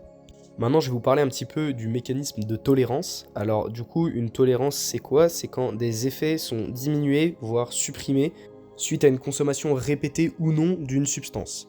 Alors du coup, c'est un phénomène qui apparaît avec toutes les substances quasiment, à part la DMT, pour laquelle il ne semble pas y avoir de tolérance, et la Salvia divinorum, pour laquelle la tolérance est inversée. C'est-à-dire qu'une fois que vous en avez pris une fois, imaginons que vous reconsommiez dans la même journée, il va falloir en prendre moins parce que ça fait une tolérance inversée. Il faut en prendre de moins en moins pour ressentir des effets. Donc du coup, dans le cas des psychédéliques, alors il faut savoir qu'on a 3 familles de psychédéliques. On a les tryptamines, les lysergamides et les phénéthylamines. Dans le cas des tryptamines et des lysergamides, la tolérance va être instantanée, c'est-à-dire que environ 1 heure ou 1 heure et demie après l'ingestion, vous allez avoir une tolérance qui est extrêmement forte, qui fait que vous n'allez pas pouvoir redoser, ou alors si vous redosez, ça va pas amplifier les effets, mais juste les prolonger. Cette tolérance, elle est croisée du coup entre les lysergamides et les tryptamines. Donc par exemple le LSD qui est un lysergamide et les champignons, donc qui contiennent de la psilocybine qui fait partie des tryptamines, ont une tolérance croisée. Si vous prenez l'un, ça va avoir une incidence sur la tolérance de l'autre. Par exemple, si vous prenez des champis un jour, le lendemain, vous pouvez pas prendre du LSD et inversement. Ça va pas faire effet. Ou alors il faudra en prendre beaucoup plus pour avoir les effets. Par contre, ça, c'est quelque chose qui marche pas avec les phénéthylamines. Donc dans cette famille, on compte notamment la mescaline, le 2CB, le 2CE, etc. Et du coup, avec cette classe de psychédéliques, la tolérance instantanée n'est pas effective. C'est-à-dire que la tolérance va mettre plusieurs heures, voire chez certaines personnes plusieurs jours à s'installer. Mais du coup, c'est un facteur qui est génétique. C'est votre génétique qui va déterminer si oui ou non la tolérance se met en place seulement au bout de quelques heures ou seulement au bout de quelques jours.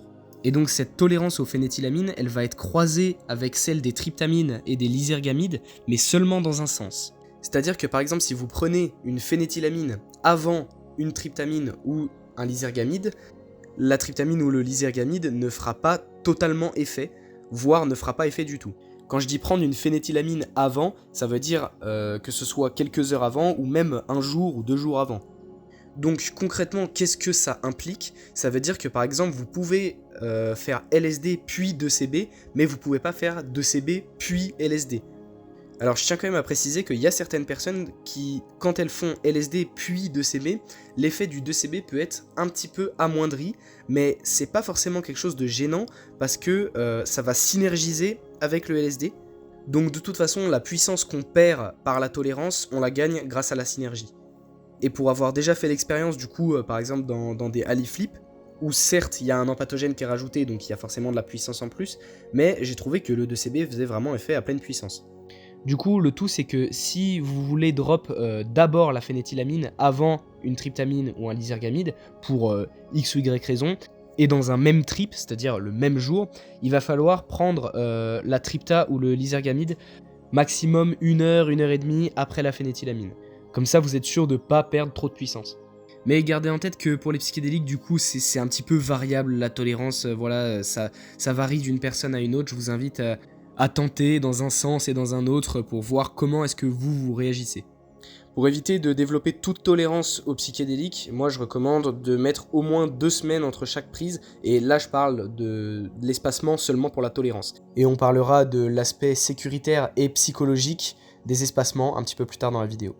Du coup, pour les empathogènes et pour les dissociatifs, la tolérance, ça va être un petit peu plus simple à comprendre.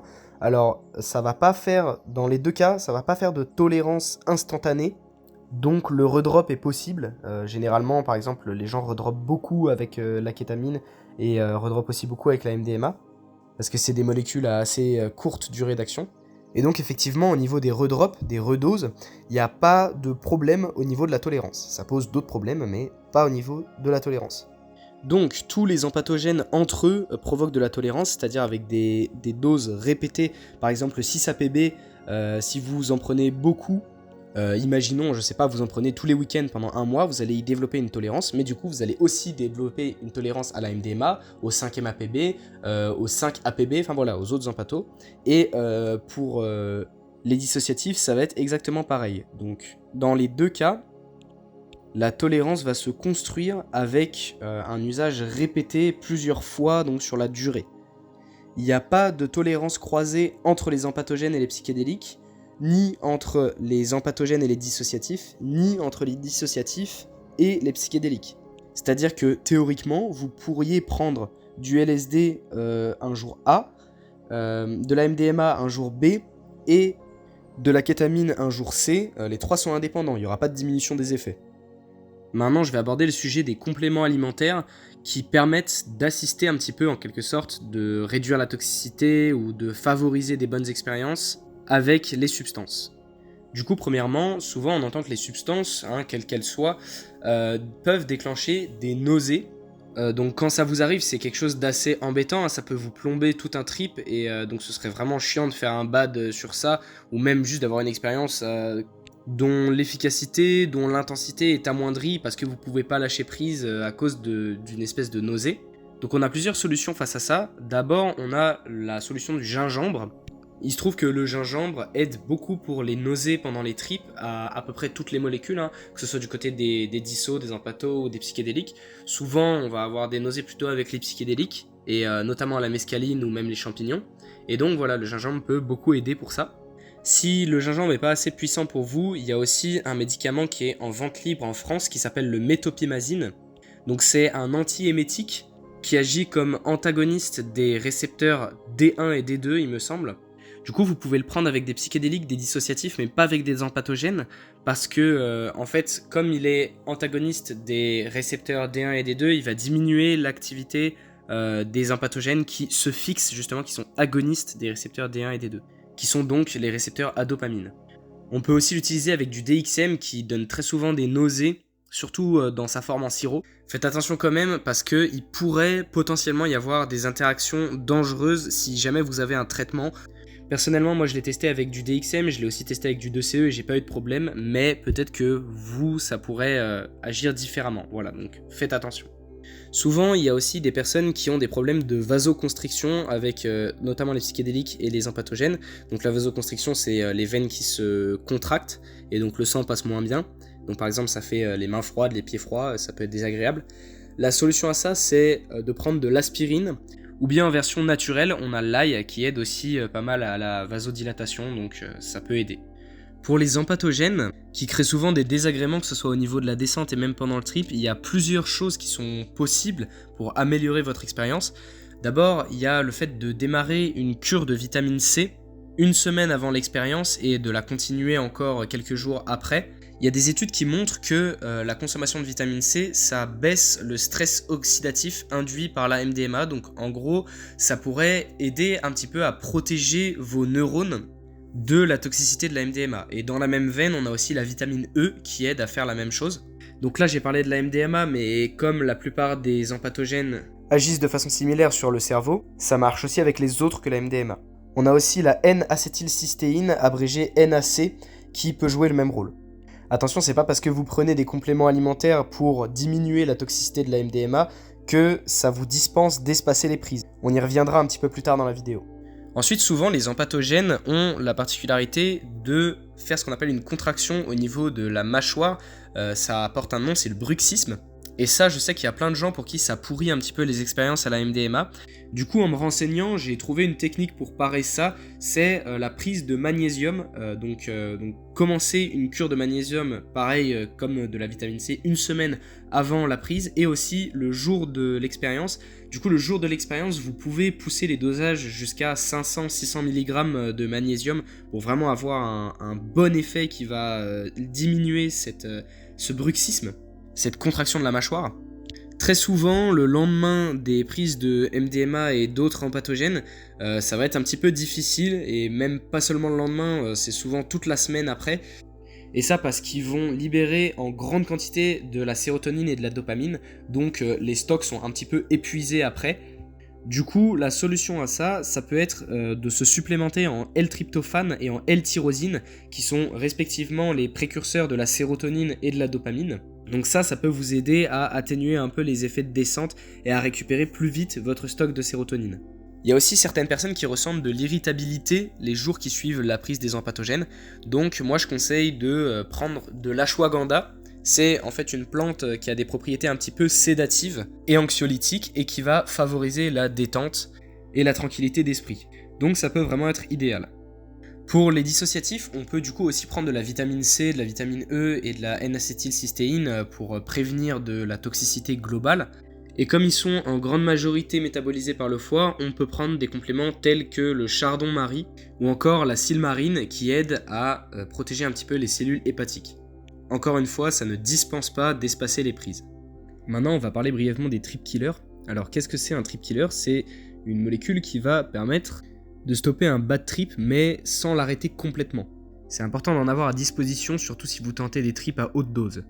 Donc ces molécules, ça va être principalement des anxiolytiques de la classe des benzodiazépines. Donc par exemple le Valium, le Xanax, le Seresta, peuvent permettre de calmer l'angoisse que peut ressentir quelqu'un pendant un trip. Vous pouvez les utiliser avec les empathogènes et les psychédéliques, mais par contre avec les dissociatifs, c'est un petit peu plus compliqué. La table des interactions dit qu'a priori, il faut faire attention, mais que ce n'est pas dangereux ni mortel. Mais personnellement, je vous déconseille fortement de les utiliser avec des dissos parce que ça pourrait créer une dépression respiratoire. C'est important d'utiliser les trip killers seulement dans un contexte d'urgence. Si la personne n'arrive absolument pas à sortir du bad avec des techniques de respiration, en essayant de se focus, en étant rassuré par d'autres personnes, c'est vraiment en cas d'extrême nécessité. Si vous voyez que vraiment les angoisses persistent encore et encore et que vous n'arrivez pas à vous dépêtrer de ce bad, là vous pouvez en consommer. Mais seulement dans ce cas-là, parce que faut savoir que les psychédéliques et les dissos, les empathos ouvrent des fenêtres émotionnelles en vous, ils ouvrent un petit peu des portes finalement, et donc ils vont vous faire entamer des processus psychiques, et si vous prenez un trip killer, ça va arrêter finalement ce processus psychique qui est en train de se dérouler, quel qu'il soit, et ça c'est pas bon pour votre psychologie. C'est normal d'avoir des phases de moins bien dans une expérience, mais le tout c'est d'en être observateur et de comprendre que c'est tout à fait normal. J'en parlerai un petit peu plus tard dans la vidéo. Il y a certaines personnes qui prennent des benzodiazépines pour avoir une descente plus agréable, que ce soit avec les psychédéliques et aussi avec les empathogènes. Moi je pense que c'est du bullshit total, ça sert strictement à rien, il faut les utiliser que dans le contexte de calmer un bad trip. Faut savoir quand même que les benzodiazépines, donc les trip killers, sont quand même des molécules assez addictives. La descente, c'est quelque chose qui fait partie du trip également, et qui va permettre de continuer à travailler les choses que vous avez évoquées dans votre trip, après que les effets se soient estompés. Si jamais vous êtes déjà sous traitement anxiolytique, effectivement, là, vous pouvez prendre votre traitement comme d'habitude. Mais c'est vrai que c'est mieux si vous pouvez l'arrêter avant la prise de psychédéliques ou de disso, d'empatho, parce qu'en général ça va diminuer les effets et pour les dissociatifs ça va même carrément être dangereux. N'arrêtez pas votre traitement sans avis médical quand même. Mais faites gaffe parce qu'il y a certains médecins et certains psychiatres qui ont intérêt à vous prescrire le plus possible de médicaments, notamment des anxiolytiques, parce qu'ils ont des affiliations et ils sont payés pour ça par certaines compagnies pharmaceutiques. C'est quelque chose qui existe, donc voilà, juste pour vous dire de faire attention. Maintenant, on va parler un petit peu de la cyproheptadine. La cyproheptadine, c'est une molécule qui est antagoniste des récepteurs 5-HT2A et 5-HT1A. Parfois, à l'hôpital, elle est utilisée pour calmer les symptômes d'un syndrome sérotoninergique. C'est quelque chose qui peut arriver à l'occasion d'une surdose d'une substance empathogène ou même de certains dissociatifs. Ça peut aussi arriver si vous mélangez des molécules comme des IRS avec des empathogènes. J'ai vu dans plusieurs sources que du coup la cyproheptadine était utilisée contre les syndromes sérotoninergiques à l'hôpital parfois, mais il y a bizarrement aucune preuve scientifique, donc d'études qui se penchent là-dessus et qui dit oui effectivement ça marche. Mais j'ai vu plusieurs sources qui citent ça. Il faut savoir que c'est une molécule, la cyproheptadine, qui est en vente libre en pharmacie, donc disponible sans ordonnance. Du coup, je vous conseille d'en avoir avec vous si vous tentez des hautes doses d'empathogènes surtout. Normalement, il n'y a pas trop de risques. si vous dépassez pas les 300 voire 400 mg de MDMA, il y a des gens qui sont plus sensibles quand même, donc faites attention, ça peut être la dose qui peut vous mener à un syndrome sérotoninergique avec de la MDMA ou même un autre pathogène peut être moindre pour vous. Les symptômes de ça va être soit une altération de l'état mental, donc avec de la confusion, de l'agitation. Il peut y avoir aussi des crampes, des convulsions, une sensation de chaud-froid hyper désagréable avec des frissons, etc. C'est pas rare d'avoir des tremblements avec beaucoup d'empathogènes et aussi des psychédéliques. Faut pas s'inquiéter si c'est pas trop important, si c'est pas trop fort. Mais si ça vient accompagner d'autres symptômes comme j'ai mentionné avant, bah là il faut s'inquiéter. Faut savoir quand même qu'un syndrome sérotoninergique, c'est une condition très grave qui peut vraiment mener à des grosses séquelles. Du coup, il suffit pas juste d'avoir de la cyproheptadine sous la main. Ce que je conseille, si vous croyez que ça vous arrive, que c'est en train de vous arriver, c'est d'appeler le SAMU, donc d'appeler le 15, de mentionner que vous avez de la cyproheptadine sous la main, de dire aussi la dose exacte que vous avez pris, la dose d'empathogène, et ensuite vous suivez ses conseils. Si vous dit de ne pas le prendre, ne le prenez pas. Vous n'êtes pas médecin, je suis pas médecin non plus, du coup moi je peux que vous dire que ça peut potentiellement être une ceinture de sécurité supplémentaire, mais ne l'utilisez que sous l'ordre d'un médecin du 15 que vous êtes en train d'appeler dans cette situation. Donc je pense qu'on en a un petit peu fini avec la partie chimique, l'aspect chimique de la réduction des risques. Donc retenez bien qu'on a un peu tous une biologie différente, que chaque molécule est unique et que s'il y a une nouvelle molécule qui rentre dans l'équation, même des fois des suppléments que vous pensez inoffensifs, eh ben ça peut tout changer au niveau de l'interaction pharmacologique avec votre corps. Donc je pense que j'en ai à peu près fini pour la partie chimique de la réduction des risques. Là on a parlé d'un peu de la biologie, de la chimie, etc. Et maintenant on va attaquer la partie un petit peu plus psychologique. Donc la première chose dont on va parler, ça va être le fameux set and setting. Du coup, qu'est-ce que c'est ? C'est le contexte mental et aussi le contexte physique, c'est-à-dire qu'est-ce qui vous entoure concrètement, où est-ce que vous consommez, avec qui, etc. pendant l'expérience. Ça aussi, c'est vraiment une composante centrale de la réduction des risques, et ça, c'est avec tous les produits, c'est valable avec toutes les molécules, toutes les classes de substances. Le contexte est hyper important, ça va être un des paramètres qui va le plus avoir d'influence sur les effets. Il faut savoir qu'un rien, mais vraiment un rien, peut vous perturber et vous faire passer en bad trip, en psychose complètement. Pour vous donner un exemple, moi, une fois j'ai fait un trip à haute dose à la kétamine, donc avec de multiples redoses, avec une dose initiale de 120 mg, donc ce qui est énorme pour quelqu'un qui n'a pas de tolérance et qui fait 70 kg, donc c'est vraiment beaucoup. J'étais plutôt bien préparé, il n'y avait pas de souci, j'encaissais psychologiquement, jusqu'au moment où j'ai appris que j'allais devoir aller chercher ma copine à la gare tard le soir, et donc du coup à pied, évidemment, sinon j'aurais pas consommé si je savais que j'allais devoir prendre la voiture. Ça d'ailleurs assez évident, mais voilà, ne prenez jamais la voiture en ayant consommé. Et en fait, c'est sa mère qui m'a envoyé un message pour me dire d'aller la chercher, etc. Et du coup, je suis parti dans une psychose dans laquelle, si je n'allais pas chercher ma copine, ce que j'aurais pu faire, honnêtement, il n'était pas très tard, il était genre 20h, je pense que ma copine aurait pu rentrer à mon appart toute seule, même s'il faisait nuit. Mais du coup, je me suis mis à imaginer plein de scénarios, à me dire que j'étais qu'une merde, que j'allais même pas être capable de défendre ma copine si jamais elle se faisait agresser, machin, que ses parents allaient m'en vouloir à vie, enfin bref, voilà, des scénarios comme ça, alors que c'était un truc tout con. Donc dans ce cas-là, c'est un mini-élément, un tout petit truc, juste un petit message qui m'a fait vriller et qui m'a gâché la fin de mon expérience. Le reste de l'expérience s'était très bien passé, mais voilà, il y a quand même une partie qui a été gâchée, ce qui est dommage. Heureusement, j'ai eu aucun impact négatif, pas de séquelles. J'ai eu aussi beaucoup de chance que ça m'arrive avec de la kétamine et pas avec un dissociatif plus bordélique comme le DXM, parce que là, vraiment, ça aurait pu être plus grave psychologiquement. Donc voilà, donc je vais vous expliquer un petit peu comment soigner le set and setting. Déjà, il faut jamais triper avec des gens que vous connaissez pas bien, et même des gens que vous connaissez depuis quelques mois, je pense quand même que c'est préférable de s'abstenir, parce que ça peut provoquer une angoisse vis-à-vis de ça, vis-à-vis de la confiance que vous avez en cette personne. Personnellement, je fais quasiment tous mes trips tout seul, sauf quand je consomme dans un cadre festif, donc un festival, un concert, etc. Si vous décidez de consommer à plusieurs, évitez d'aller dans des dosages trop hauts, c'est-à-dire au-dessus d'un équivalent de 200 microgrammes de LSD, Parce que au-delà de ces dosages-là, ça va vraiment être quasiment que de l'introspection, avec une expérience qui va tourner plutôt au mystique. Et comme la psychologie, la psyché des gens qui seront là est très impactée, vous êtes vraiment très très ailleurs entre guillemets, ça risque de partir en couille, il peut y avoir des confusions, les bad trips peuvent s'alimenter les uns les autres. Voilà, du coup moi je recommanderais de consommer plus de 200 microgrammes qu'avec un tripsitter sobre ou qui a une légère dose dans le sang. Maintenant, si les deux personnes sont bien expérimentées, je pense que ça peut quand même se faire. Mais globalement, pour les hautes doses, essayez d'éviter d'être en groupe et d'être à 2 voire 3 maximum. Aussi, dans tout ce qui va être contexte festif, évitez de prendre des trop hautes doses. La plupart du temps, ça va juste se barrer en couille complètement et le trip va vous échapper, il va y avoir trop de bruit, trop de monde, trop de gens et vous allez faire un bad. Les hautes doses, c'est vraiment plus adapté à l'expérience mystique, l'expérience introspective, thérapeutique, etc.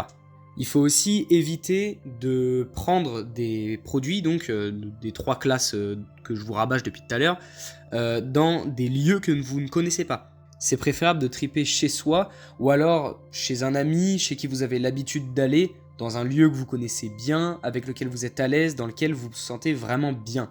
Évitez tout ce qui va être trip dans des caves, dans ce genre d'endroits un petit peu incongrus. Les trips en extérieur, c'est un petit peu à double tranchant. Soit c'est hyper cool, soit ça peut devenir un cauchemar. Le vrai désavantage de l'extérieur, c'est qu'il y a plein de paramètres sur lesquels vous n'avez pas prise. Par exemple, la météo, typiquement. Une averse qui n'est pas prévue, ça peut ruiner votre expérience. Dans la forêt, vous pouvez tomber sur des chasseurs, sur des sangliers, même si c'est un petit peu plus rare. Mais voilà, ça peut arriver. Et là, si vous vous retrouvez face à un sanglier en étant tripé, bah bonne chance à vous. J'espère que ça va arriver à l'un d'entre vous. Franchement, si quelqu'un a déjà croisé un sanglier dans la nature, mettez-le en commentaire avec la petite photo avec le sanglier, le petit selfie, bien évidemment. Vous pouvez aussi tomber sur des promeneurs, enfin voilà, c'est pas forcément l'idéal de tripper en extérieur. Moi, c'est quelque chose que j'ai déjà fait, mais que je trouve pas idéal dans l'optique du lâcher-prise et d'atteindre l'expérience mystique, d'atteindre l'introspection, le thérapeutique, etc. Par contre, ça peut grandement renforcer votre lien avec la nature, et c'est vrai que tripper en extérieur, ça m'a beaucoup aidé dans ce sens-là. J'avais notamment fait un candy flip en extérieur dont le trip report est sur la chaîne de Tripan, du coup je vous invite à aller voir. Du coup moi ce que je fais pour préparer un trip, c'est que déjà je le fais chez moi, je mets mes parents au courant, déjà ils sont au courant que je consomme, donc voilà il y a déjà une proximité entre eux et moi à ce niveau-là. Donc même si dans la plupart des cas j'ai pas de trip sitter, j'ai au moins des gens qui sont là pour intervenir si jamais je me sens pas bien. Et je leur ai bien expliqué comment faire parce que à la base eux ne consomment pas, du coup voilà je leur ai expliqué un petit peu ce qu'il faut faire si jamais je ne vais pas bien. Donc le trip sitter est pas obligatoire, mais c'est obligé qu'il y ait au moins une personne qui soit au courant que vous êtes en train de tripper et qui peut intervenir. Et quand je dis trip sitter non obligatoire, c'est en dessous d'une certaine dose. Il y a des doses à partir desquelles il va être obligatoire d'avoir un trip sitter, j'y reviendrai un petit peu plus tard. Du coup, si vous vivez avec des gens et que vous allez tripper en leur présence, c'est important de définir un jour, de dire voilà, tel jour je fais un trip, de bien les prévenir à l'avance. Et je trouve que c'est aussi important pour vous-même de bien prévoir une date où vous aurez du temps après l'expérience pour vous reposer, pour intégrer. L'idéal c'est pendant des vacances ou alors pendant le samedi. En général, moi je fais mes trips le samedi, comme ça j'ai le dimanche pour me reposer. Évidemment, c'est pas parce que vous fixez une date qu'il faut avoir peur de repousser. Si jamais vous le sentez pas le jour du trip, il n'y a pas de souci, vous pouvez toujours reporter l'expérience. Et croyez-moi, mieux vaut le faire un autre jour où vous serez mieux plutôt que de s'entêter à le faire ce jour-là et de passer un mauvais moment. Maintenant, c'est toujours normal d'avoir un petit peu d'appréhension. C'est pas pour une petite appréhension, une petite hésitation qu'il va falloir forcément repousser le trip. Mais voilà, si vous vous sentez pas bien le jour du trip, que vraiment vous le sentez pas, ne le faites pas, c'est mieux. Et ce sera encore plus vrai pour les grosses expériences. Le but, quand vous réfléchissez à comment organiser le lieu dans lequel vous allez passer votre expérience, ça va être d'essayer d'être le plus confortable possible. Vraiment, d'essayer d'être au mieux. Donc de porter des vêtements confortables, d'avoir bien un endroit rangé, propre. Vous pouvez mettre des décorations, vous pouvez mettre de l'encens, il y a plein de choses à faire.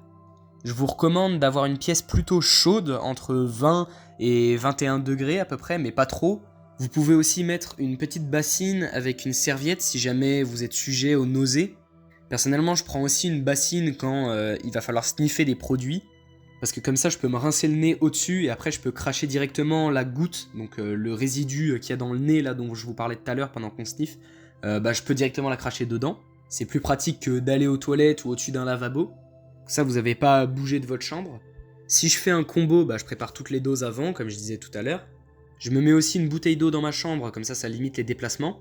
Je fais en sorte de bien être parfaitement dans le noir, donc souvent j'installe un carton sur ma fenêtre pour que je sois bien dans l'obscurité, parce que j'ai pas de volet, oui, je suis un clochard. Le fait de méditer avant l'expérience et aussi les jours d'avant, ça va vous permettre d'être dans un mood apaisé, donc ça limite aussi les risques de bad trip.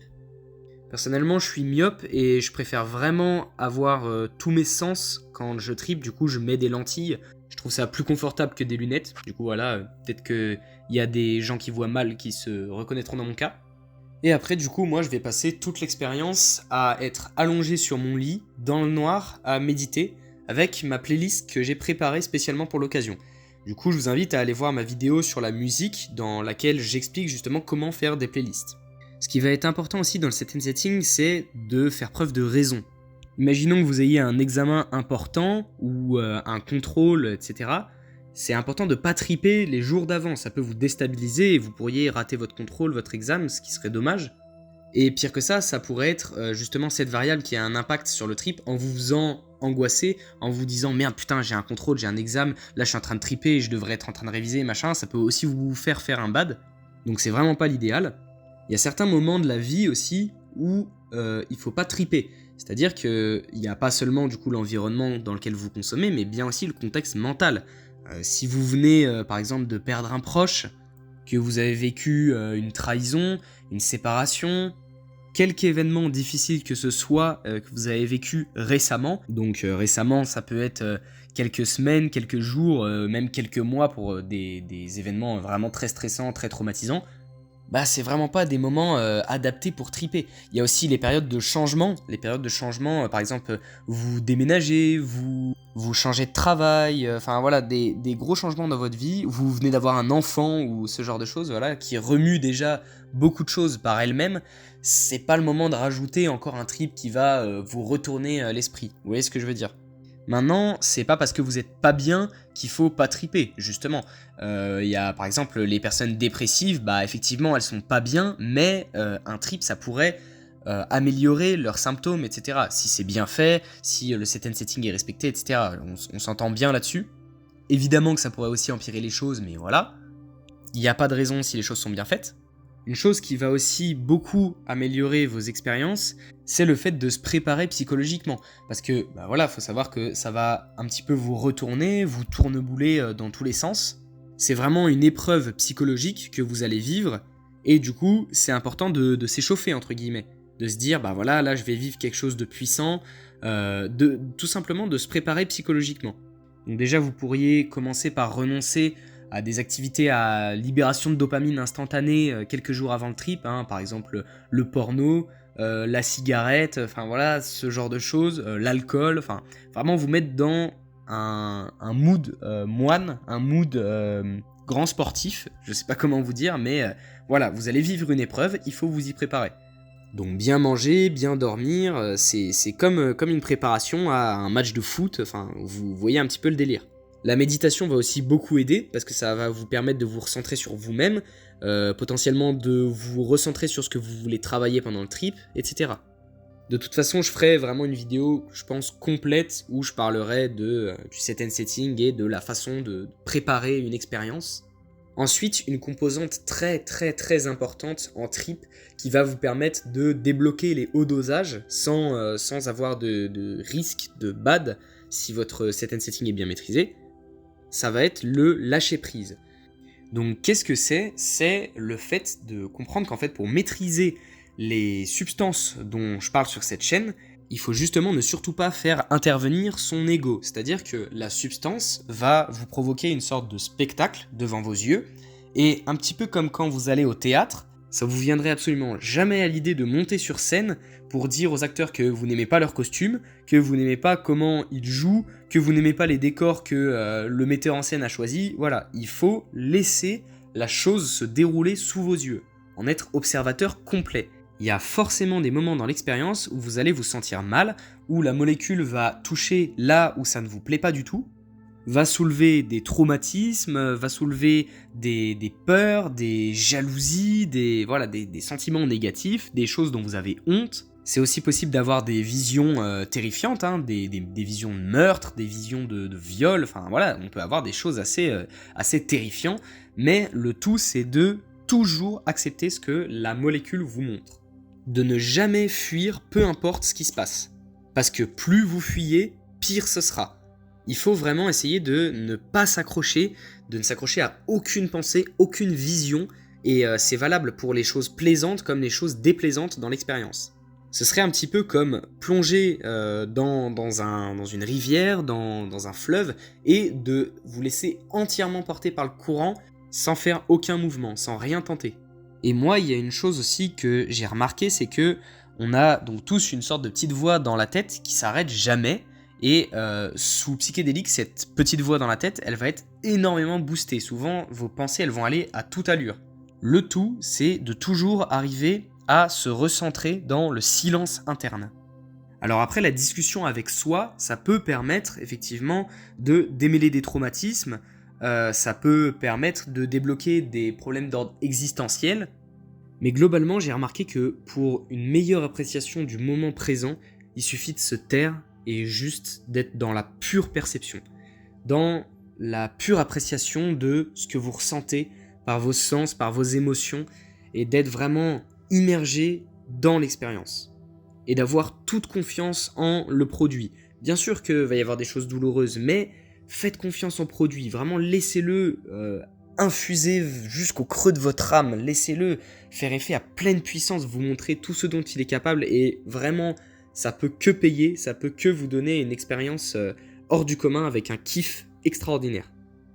L'idée c'est un petit peu de toujours retomber sur vos pattes. Je sais pas si vous voyez ce que je veux dire, mais voilà. Mais ça, comme j'ai dit, j'en ferai une vidéo spécialement sur le sujet. Je vous laisse des vidéos en description sur le lâcher prise que le youtubeur Nuit a fait et qui m'ont beaucoup aidé à comprendre ce qu'était le lâcher prise quand j'ai débuté dans le milieu. Donc du coup, je vais quand même revenir sur cette histoire de trip-sitter.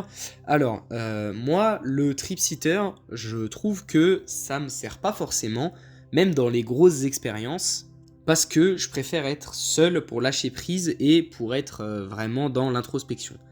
Malgré tout, il y a des doses à partir desquelles c'est obligatoire d'avoir un trip-sitter expérimenté avec soi. Pas juste quelqu'un qui sait que vous tripez, mais vraiment quelqu'un qui va vous guider et qui sera là vraiment pour vous aider.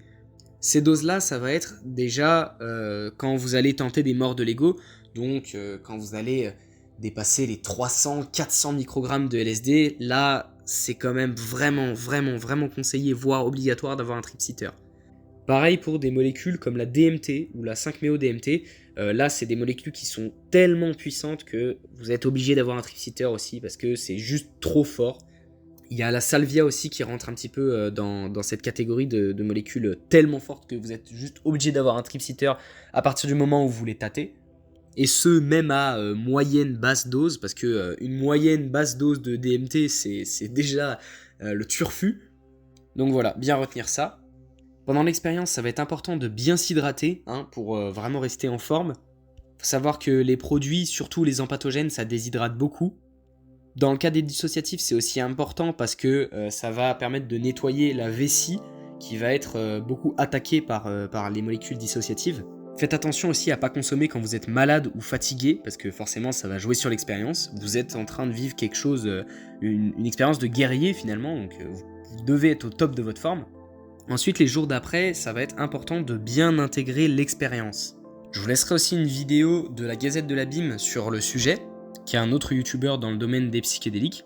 Et du coup, l'intégration, ça va être une des parties, si ce n'est la partie la plus importante du trip finalement, parce que c'est la période qui va vous permettre de finalement avoir l'expérience à vos côtés dans la vie de tous les jours. D'en garder une fraction, d'en garder une partie avec vous. Cette intégration, pour ma part, elle va se faire avec pas mal d'écriture. En général, je vais écrire un trip report complet de tout ce que j'ai vécu pour pouvoir un petit peu démêler tout ce qui s'est passé, faire une rétrospective de ce que j'ai vécu, comprendre ce qui s'est joué dans ma psyché. Et d'ailleurs, je vous invite à prendre un psychologue avec vous, d'aller en consultation après un trip pour pouvoir comprendre finalement qu'est-ce qui s'est joué dans votre psyché, parce que ça peut vous aider à démêler certaines choses. C'est important de ne pas rester seul avec ce que vous avez encaissé. Dormir suffisamment les jours d'avant et d'après la prise, ça facilite l'intégration. Faut aussi bien manger afin de bien récupérer en niveau d'énergie et de motivation. Et la méditation intensive les jours d'après le trip permettent de vraiment intégrer le lâcher-prise qui est facilité lors de l'expérience dans vos expériences de méditation sobre. Et vraiment, moi, depuis que j'ai intégré la méditation dans ma phase d'intégration, ça va beaucoup mieux pour intégrer les expériences. Et je trouve qu'elle gagne énormément en significativité. Après, je vous conseille de vraiment pas hésiter à travailler le matériau que vous avez déterré dans votre expérience, de vous poser des questions qui vont en amener d'autres, etc., de philosopher, de trouver des paradoxes, et souvent vous allez finir par trouver la lumière et la clarté sur les choses auxquelles vous cherchiez des réponses. Je pense aussi que c'est une bonne chose de se détourner des choses qui vous apportent du plaisir instantané, parce que ça va vous permettre de vous retrouver seul face à vous-même, sans distraction, et du coup de pouvoir justement intégrer cette expérience. Vous pouvez passer par des exercices de pleine conscience pour être plus ancré dans le moment présent, et du coup pour identifier cette source de désir là qui vous amène perpétuellement à rechercher du plaisir dans des choses instantanées, dans de la consommation, etc. Et donc pour relier ça à la RDR, parce que ça reste quand même une vidéo de RDR, faire ça peut aussi vous permettre de mieux digérer un bad trip, voilà. Et peut-être même de le tourner au positif en tirant les leçons. Ne négligez pas cette phase d'intégration, parce que je vous jure que moi, la plupart des réponses que j'ai eues, c'est dans cette phase-là, après le trip. Il faut savoir que les grosses expériences, ça peut prendre des semaines, voire des mois, même des années à intégrer. Évidemment qu'on n'intègre jamais toutes les leçons, par exemple d'un Ali-flip à 200 microgrammes. C'est pas pour autant qu'il faut pas retriper en attendant d'avoir tout intégré, mais voilà. Faut essayer d'en avoir intégré le maximum en tout cas, avant de retenter une nouvelle expérience. Du coup, si je peux dire un peu une dernière chose sur l'aspect psychologique, c'est de comprendre que les psychédéliques, ça peut modifier en vous des choses pour toujours. Ce que vous pensez, votre perception de la réalité, voilà, ça peut modifier des choses dans le bon comme dans le mauvais sens. Du coup, c'est important de prendre toutes les mesures dont je vous ai parlé au sérieux et de vraiment bien appliquer tout ça. Une fois que vous avez consommé, moi, ce que je fais, c'est que je fais ce qu'on appelle des trackers. En gros, juste je mets dans une note Samsung la date à laquelle j'ai consommé les produits. Donc je sais la dernière fois que j'ai consommé un psychédélique, la dernière fois que j'ai consommé un dissociatif et un empathogène. Et je fais aussi pareil avec le cannabis, j'ai une date, je note la dernière date à laquelle j'ai consommé du cannabis pour arriver à espacer correctement mes prises. Au niveau des espacements, pour les psychédéliques, souvent on va recommander grand minimum 2 semaines pour pas choper de tolérance, mais selon moi, c'est mieux de mettre minimum 3 semaines pour bien intégrer l'expérience. Pour les dissociatifs, ça va être plutôt 1 mois que 3 semaines, parce qu'il y a plus de risques de déréalisation et de dépersonnalisation. Et pour les empathogènes, c'est important de mettre 6 à 8 semaines minimum, mais moi je recommande 2 à 3 mois pour éviter la neurotoxicité et surtout pour bien reformer le stock de sérotonine. Maintenant voilà, si une seule fois ça vous arrive de raccourcir un tout petit peu l'espacement, voilà, ça peut le faire, mais faut surtout pas prendre l'habitude de ça parce que c'est pas bien. Personnellement, ça m'est arrivé de raccourcir un petit peu certaines fois, mais c'est clairement quelque chose que je m'amuserais pas à faire tout le temps. Et la plupart du temps, j'essaye vraiment de mettre plus que le minimum recommandé. Enfin, si je peux donner un petit peu un mot de la fin, ce serait de ne pas utiliser les produits pour consoler un chagrin, pour fuir une réalité. Tout simplement, ça ne marche pas, ça ne fait qu'empirer vos problèmes. Au mieux, dans le cas des psychédéliques, vous risquez un bad trip, qui peut être traumatisant, donc c'est pas forcément au mieux, mais voilà. Et au pire, avec des empathogènes et des dissociatifs, ça peut même carrément partir en addiction, et ça, c'est vraiment très difficile de s'en sortir, donc Vraiment utiliser les produits dans un objectif introspectif, thérapeutique, spirituel, mais surtout pas pour fuir la réalité, fuir votre quotidien. Il faut vraiment avoir une intention derrière quand on consomme ce genre de molécules, et il faut pas le faire sur un coup de tête, ou bien juste parce qu'on s'ennuie. Il y a un petit truc que j'ai oublié à un moment donné dans la vidéo, mais j'ai la flemme de refaire l'audio, je vous mens pas. Ça avait plutôt rapport avec la biologie de la réduction des risques, etc. Je vous recommande d'aller chez le médecin pour voir si vous n'avez pas des problèmes cardiaques. Parce que avec les empatogènes, voilà, des fois il y a des personnes qui décèdent subitement au bout d'une prise de MDMA, même avec des doses pas très élevées, parce que tout simplement ils ont des maladies cardiovasculaires. Donc voilà, allez chez le médecin, vérifiez bien que vous avez un cœur qui fonctionne et qui va bien. Voire même si vous pouvez avoir une consultation avec un cardiologue, c'est mieux. En passant, toutes les pathologies et tous les traitements ont des influences sur les interactions en termes de sécurité avec les drogues. Donc si vous avez une pathologie ou un traitement, il faut vraiment que vous fassiez des recherches supplémentaires parce que ça pourrait vous coûter la vie. J'ai peut-être aussi pas été suffisamment clair sur le fait qu'il y a d'autres enzymes que celles dont j'ai parlé qui agissent pour dégrader les molécules que l'on consomme.